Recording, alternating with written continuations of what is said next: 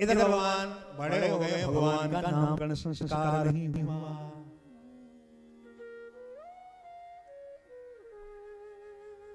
बंदे नामकरण संस्कार, जीव के संस्कार क्यों होते हैं पता है?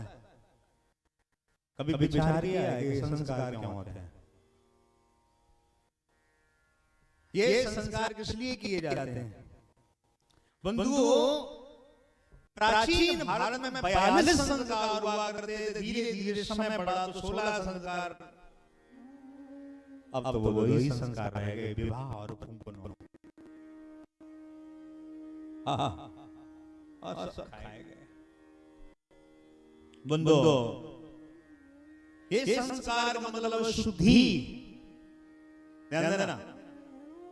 कथा तो खूब सुनी है, सीधी कथा तो सुनाई के चले जाए। संस्कार का मतलब क्या होता है? शुद्धि।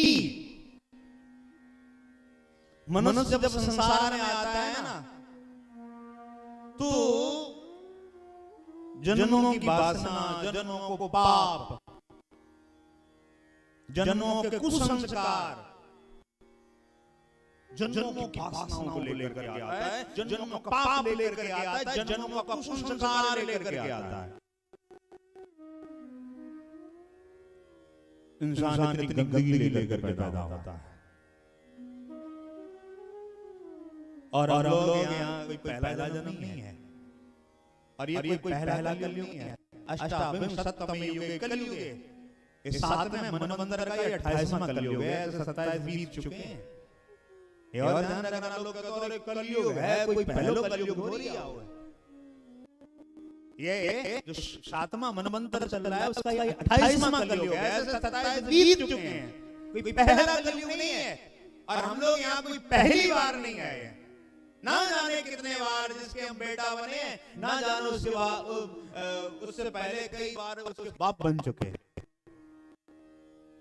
कोई पहला जन्म नहीं है।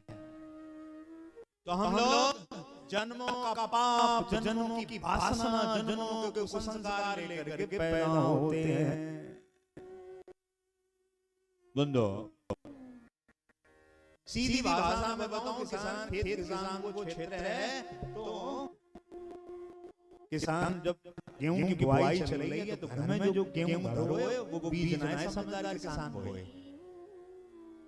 घर में जो गेहूं धरो है ना, उस बीज को नहीं बोता है, इस संस्थान पे जाता है, केंद्र पे जाता है, महाराज नई बोरी खरीद के आए। खेत में गन्ना गाड़ा है, उस गन्ने उससे गन्ना नहीं गाड़ा है, गन्ना संस्थान होता है।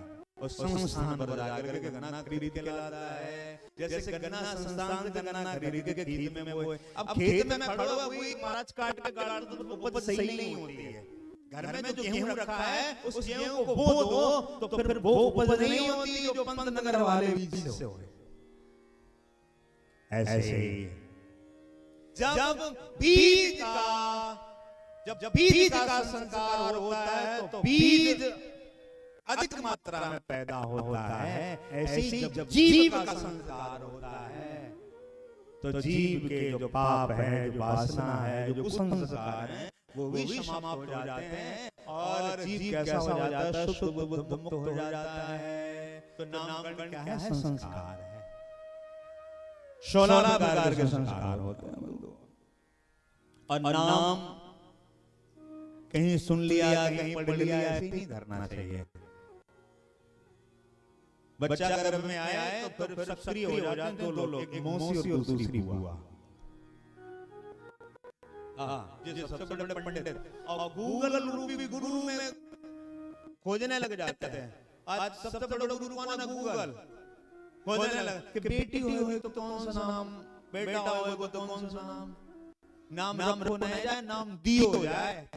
कि जब इसने जन्म लिया है तो कौन सा नक्षत्र था, कौन सी तिथि थी, गुरु कौन से नक्षत्र में थे, चंद्रमा कौन से नक्षत्र में था, ये सब देख करके बच्चा ब्राह्मण ये सब देख करके नाम देता है। नाम रखा नहीं जाता है।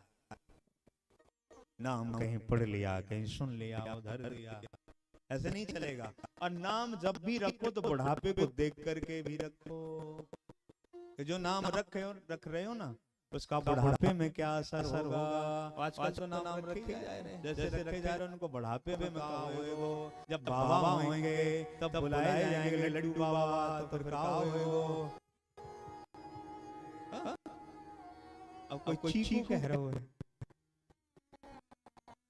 कहा होएगो कि चीकू बाबा, बाबा चुन के गालियां देंगे। नाम और नामकरण करते समय ये भी ध्यान रखा जाता है कि नाम 2 अक्षर का हो या 4 अक्षर का हो। हाँ, और नाम रखते समय ये ध्यान में रखा जाता है कि जो नाम रखा जा रहा है उस नाम में दादा परदादा के नाम की झलक आनी चाहिए। दादा परदादा के नाम की उसमें झलक आनी चाहिए।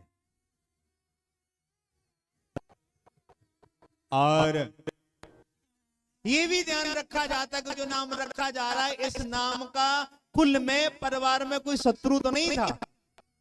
ये अपने मनगढ़ंत में बातें नहीं बता रहा हूं, जो शास्त्रों में बताई गई है वही मैं आपको बता रहा हूं।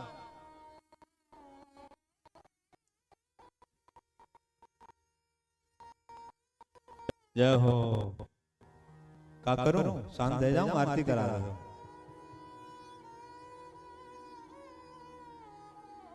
देवर भाभी बड़ी गहराई में महाराज पता नहीं क्या चर्चा कर रहे हैं। बोलिए भागवत भगवान की, बोले वृंदावन बिहारी लाल की। तो जो नाम रखा जा रहा है उसमें ये भी ध्यान रखना चाहिए कि इस नाम का कोई परिवार का शत्रु तो नहीं रहा है। अगर शत्रु रहा है तो तुमने नाम धर